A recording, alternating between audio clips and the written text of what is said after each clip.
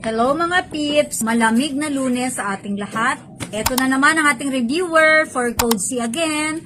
Okay, our question number 5 is, what is the maximum length a load may extend beyond the front bumper of a vehicle that does not require a red flag? Letter A, the maximum legal length varies according to the number of axles. Letter B, the maximum legal length varies according to the number of tires. Letter C, load must not extend more than 1.0 meter from the body. And letter D, no maximum length required.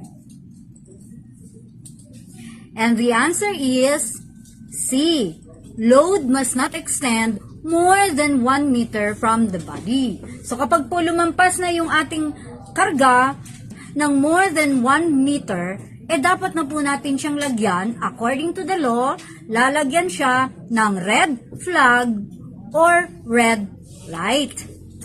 Pero po sa atin, nakaugalian na natin na naglalagay tayo ng kahit na ano na lang. Minsan basahan, plastic, minsan dahon pa nga. Basta lang may mailagay.